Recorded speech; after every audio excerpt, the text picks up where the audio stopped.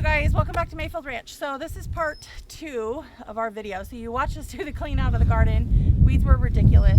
We got this weed fabric. I ordered it on Amazon, so I'm going to leave a link below in the description to show you exactly which one we got. We're going to show you how we prepared the bed. We're going to lay down this plastic right here. And well, I guess technically it's not plastic, it's a woven fabric. So we're going to lay it down, and this is the Sunbelt. Okay, so this is the Dewitt Sunbelt woven ground cover. We got the one that's 3 feet wide. I'm gonna leave a link to the exact one we got if you want to check it out. You can watch future garden videos to see how it actually prevents the weeds. So we're gonna get this opened up, get it laid down. We'll show you guys exactly what we're gonna do. Okay, Bubs, are you thinking about what you're gonna do with your life? I already know what I'm gonna do. We're gonna roll it this way, out like this, and I'm gonna put these couple pieces on here to hold it on this side, and then I'll put a couple pieces on that side to hold it. Close, but we're gonna roll it this way. No, we're not rolling. Yes, that's the way the lines are, and the arches are gonna go this way. Okay, it's just gonna be harder to anchor it down that way. If I go this way with that stuff, I can pull it tight. All right, so we're doing this on this wind all of a sudden picked up out of nowhere, so this is gonna be challenging trying to get this plastic to go where we want it to. So we'll see what happens. Are you gonna open this up? This is your project, so.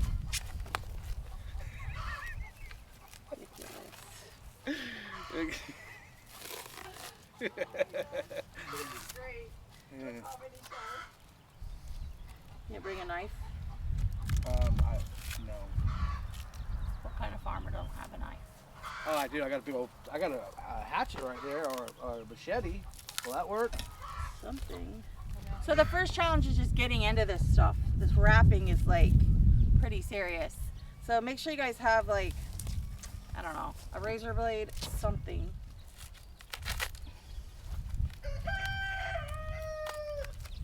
So it came to us shipped just like this. This is how it got delivered from Amazon. So this plastic wrap did a good job getting it here, but it is a little bit of a pain to get off. So just make sure you have a knife.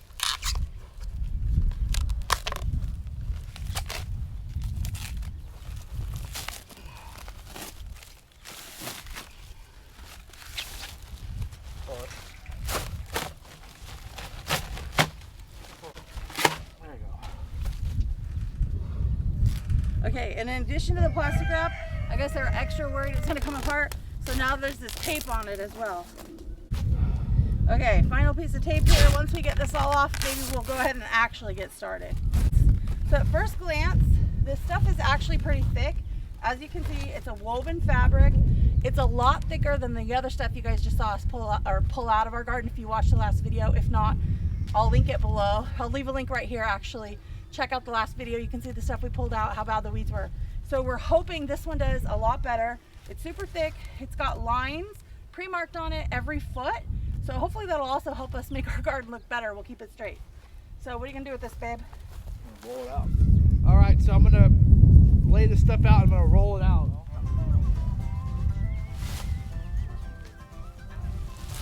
Better figure that one out.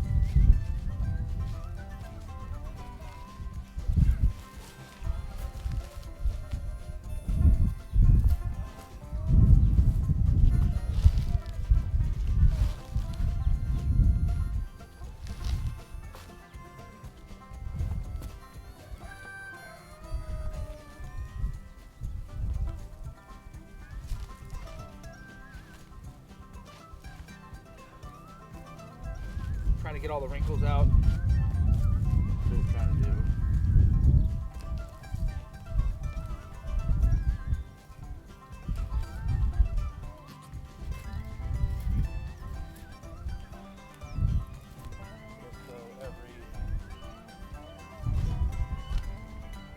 So we took a little bit of extra time on this first little roll here, just deciding exactly where we wanted to put it, how far we wanted to overlap it, and how we wanted to space the staples. So guys, here's the staples that we're using. I got these on Amazon also when I got the Sunbelt material. So I'll leave the link to these in the description box below too. They kind of have a square top. You can hammer them in if you need to. They're about 1 inch wide. They're pretty heavy duty. They seem pretty decent. So Gary's putting those in all along the perimeter. We're gonna overlay this fabric. It says about 6 inches. We might go a foot just to be extra careful. We'll put these in the whole row just to kind of burned the edges here, so we'll show you that.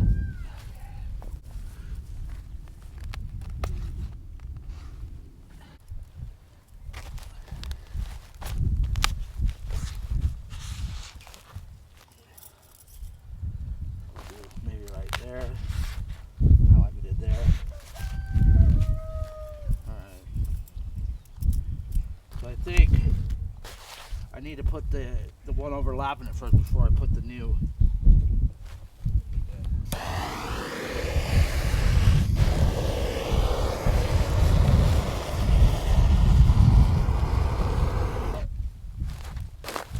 You definitely don't want to do that when it's dry outside. It's on fire a little bit.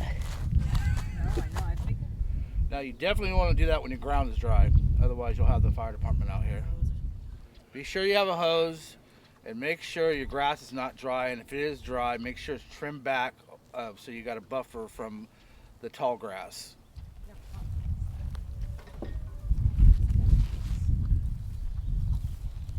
We'll go with the yellow line. Yeah, that's what I'm thinking. So with this product, it's recommended that you overlap at 6 inches. We're overlapping at 1 foot. We have plenty of material, and we'd actually rather just make an extra effort now and hopefully prevent weeds in the future. I'll pin it right there. Where it overlaps, yeah. 2. 1, 2.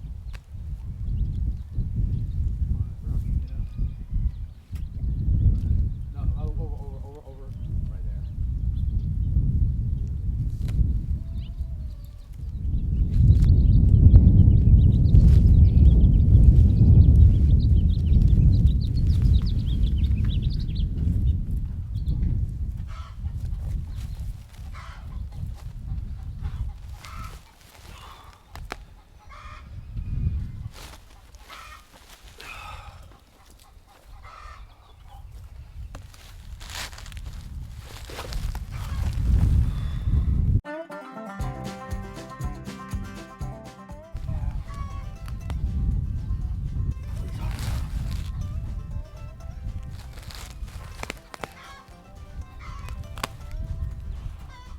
So these spikes are going in super easy because we had that rain that just the other day, or actually yesterday. So they're kind of sharp at the end, so they go in the ground super easy. So these things work really well. Want to do your burning? Yeah. I'm gonna wait for that road guard maybe up.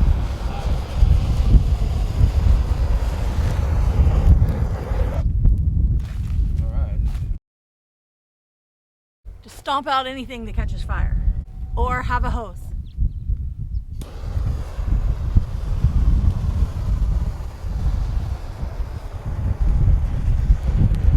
I probably need to drink some water, huh? The hose would be good for you. What?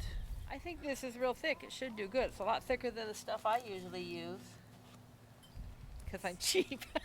This is Well, I like nice the fact stuff. that it can water through it. That's pretty good, actually. I think it's going to work good. What do you think the odds are that this works? 100%. Really? Yeah. I did 40-60, but Well, I think the cheaper stuff works pretty good. I've had pretty good luck Did when you I watch our last video? put the bark on it. Yeah. But this is thick stuff. I think it's going to work good. Cheap stuff's right behind you, full of weeds. I know. That stuff's a lot thinner. I think this is really good heavy. More like a canvasy type, but plastic. I think it should work good.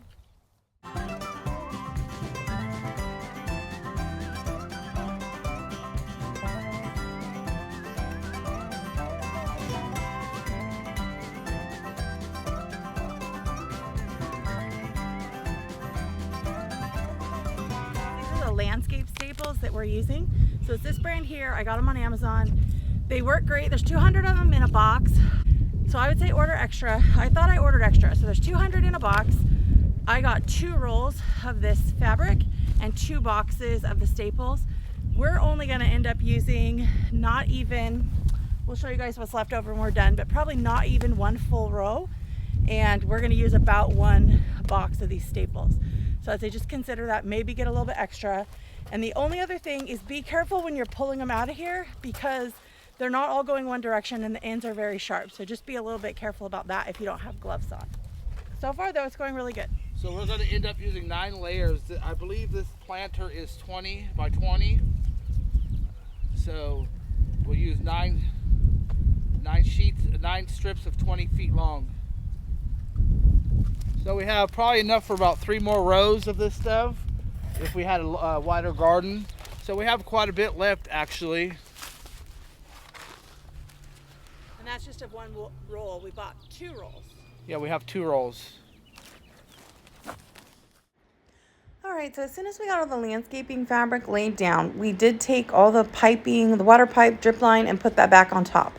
Now, we intentionally planned to put the drip line and all the irrigation on top of the landscape fabric so that if there are any issues, like any breaks or anything like that, we can immediately identify them and correct them. These are our soaker hoses. I got to pressurize them to see if I have any leaks in them. And if I do, I'll have to replace the hoses with the new ones that we purchased. So I'm going to actually add a couple more hoses because I think we need a couple more in this to get it to water correctly.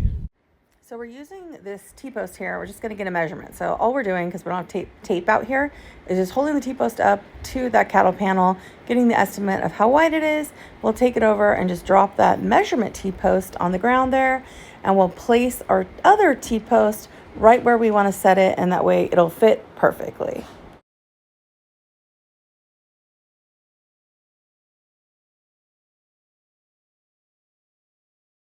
So we're just going to use this T-post pounder here. Gary's going to slide it on. He's our automatic T-post pounder. He was giving me a hard time earlier because he actually asked me to look into getting him one of those, I guess, pneumatic T-post pounders. So I'm looking into it, but for right now, he's doing a really good job.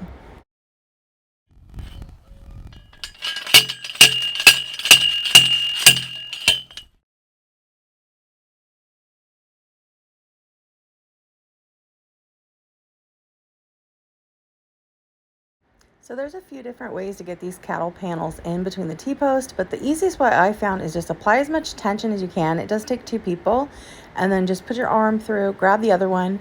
You do need to be kind of careful because as it's bent in this arch, there's plenty of tension, so just be careful that you're already lined up the T-post when you let it go, and it makes a perfectly good arch. It works pretty well, and it's pretty easy to kind of walk through the center versus trying to do it over the top. Okay, I want to give you one more look at how we're putting these cattle panels in. So the cattle panel is laying down. We're going to tilt it up so that it's upright in that arch shape. And now it's on the ground. So I have my mom step on it, put her foot on the bottom wire so that it can't sling back on her, and then push in. Then I'll reach through with one arm, grab the other side, and now I've got it firmly within my control. I could pull it in and just kind of walk it back in to where we want it in position. And this is the easiest way that I found to set it up. So we're gonna go ahead and do this with all the rest of these cattle panels, get them in position, and then Gary will come through and probably zip tie them together just so it's one cohesive tunnel. So this is our 4th cattle panel for this side of the archway here. We're gonna set up 2 of these arches that are just identical. So I'm just gonna fit this in. My mom's helping me out here. For this one on the end, it was a little bit shorter, so we kind of had to overlap the cattle panels by a few inches. So just be careful doing that because there is plenty of tension on that cattle panel. Gary's gonna put the rest of the T-posts in, and we'll get this other archway set up on the other side. It'll look just like this one. So here's a final look at what it looks like. We've got both of the archways up. We used 20 T-posts and 8 cattle panels for this project, plus of course all the soaker hose, all the garden fabric and staples and all of that. Cattle panels in here, so I'm going to finish up by zip tying. The reason why I'm zip tying is if I have to remove these cattle panels later to rototill or whatever I got to do, I'm able to do that easily without having to cut all the wires. I'm going to zip tie them all, and then I'm going to finish the water system. It definitely takes 2 people to complete this task to get the cattle panels to fit in there tightly. And when you put them in there, you want to make sure you overlap them so they kind of hold each other. And then I used the T-posts for measurements to get how far apart they are, so they're perfectly spaced on the T-posts. These ones are only 5-foot T-posts, so they weren't too bad to get them in the ground. But usually the 7 or 8 footers, those are kind of difficult because you got to go way up on top to get them on, get the pounder on top of it. But for these, this is pretty easy. The ground's pretty soft. So we're just going to see what happens, what comes of this. Hopefully we get a lot of vegetables this year. I'm really looking forward to some fresh tomatoes. Thanks for watching. Follow us on our next video for us planting these plants inside of this garden. Bye guys.